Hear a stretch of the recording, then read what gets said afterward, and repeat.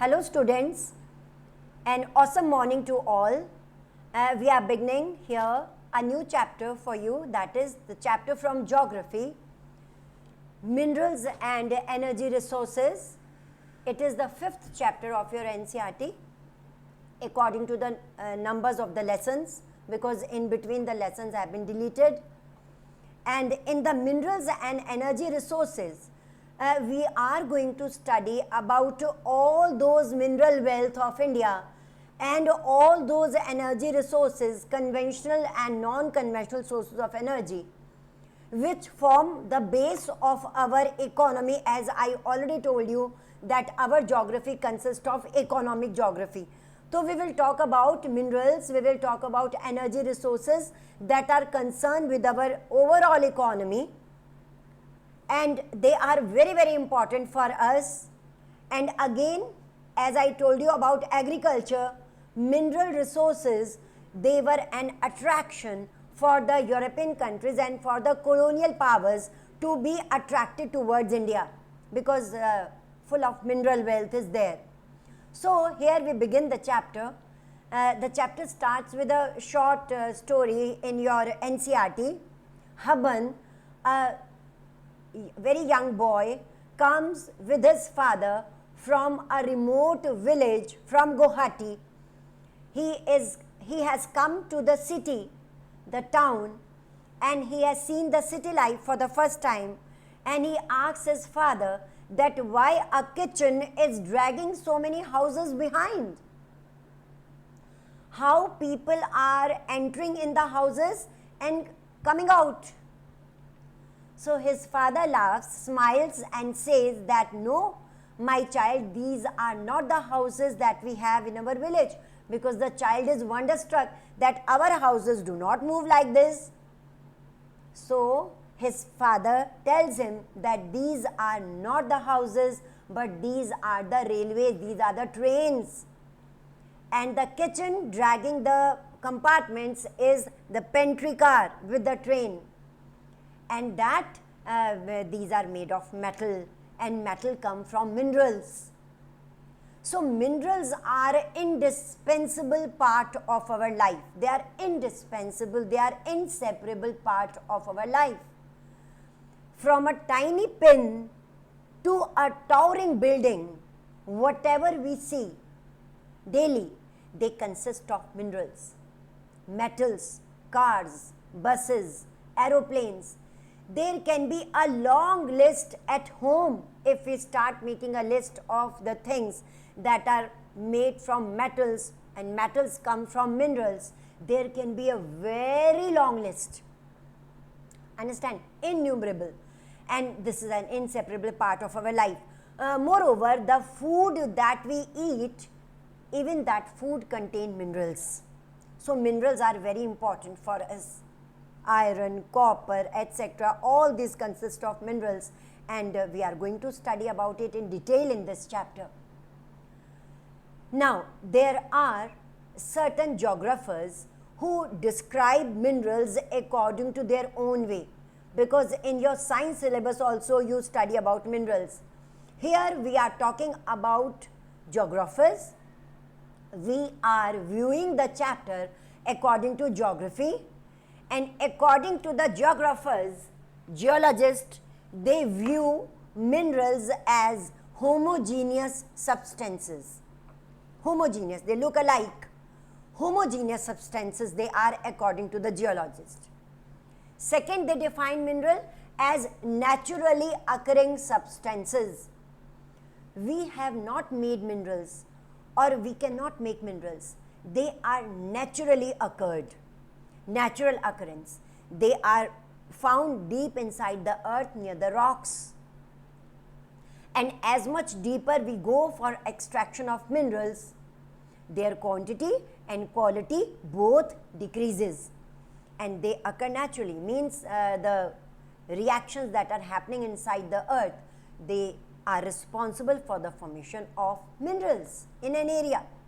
So first I told you they are homogeneous according to geographers.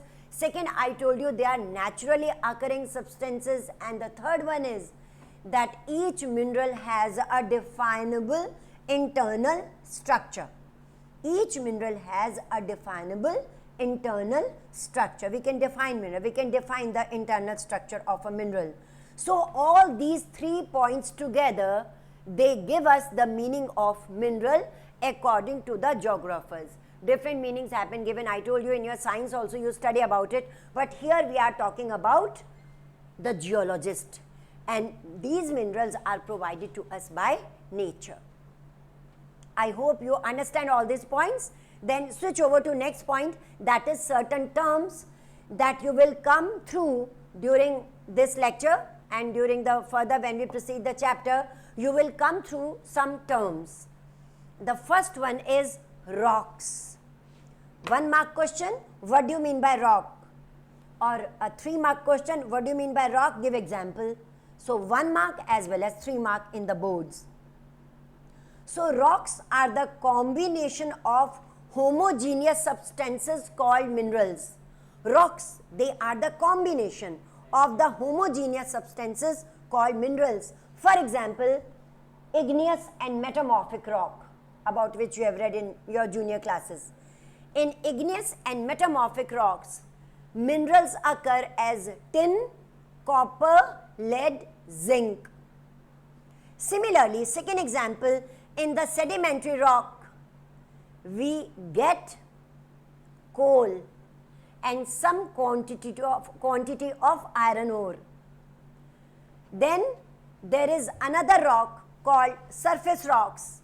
So these rocks are the combination of homogeneous substances called minerals. You see that when we go through the map of India, the whole peninsular region consists of rocks, different types of rocks in the peninsular region, and this is the region from where we get maximum minerals.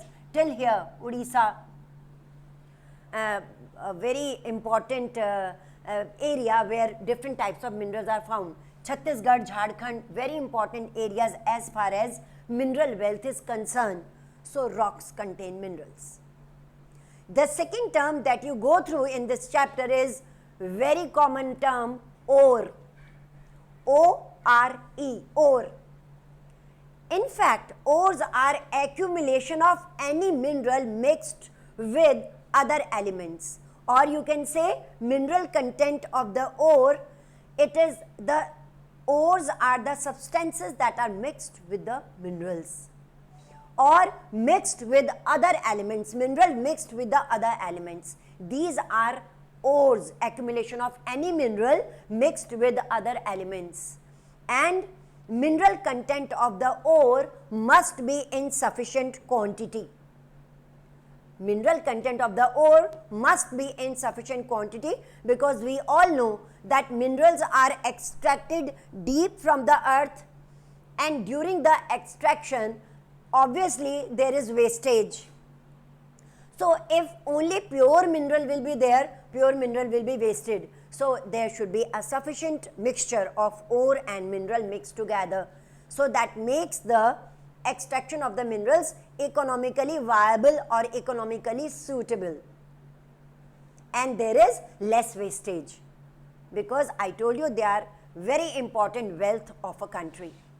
So this is the term ore. Then we have 2 more terms, reserves and the mine. 1 mark questions both. What is a reserve and what is a mine? So reserve can be a natural area where mineral may occur. For example, we say, just now I told you Odisha have large reserves of minerals. So minerals may occur over there. A natural area where minerals may occur. Okay, so that is called reserve. And mine, when it is clear, when it is assured that a reserve, a particular area have reserves of certain minerals, and it is sure that there are minerals inside, then a mine is set up over there. Simply, a reserve is a natural term and mine is man-made. Mining and quarrying. So when it is obvious, when it is sure that an area is having certain mineral, then a mine is set up over there. Do you remember the first chapter of geography where we talked about resource planning and the resource planning and the development of resources we have read in first chapter. Same, mine, it is man-made. When assurance is there that certain minerals will occur over here, then the mine is constructed and the setup, the institutional setup is done.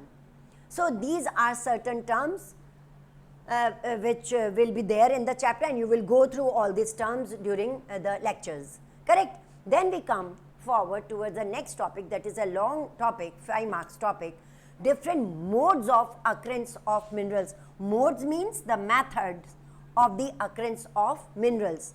There are certain modes where minerals may occur, for example, veins and lodes. Or you can put a heading in igneous and metamorphic rocks. Minerals may occur in cracks, crevices, joints or faults. Cracks, crevices, joints, faults in igneous and metamorphic rock. Minerals may occur in gaseous, liquid or molten form.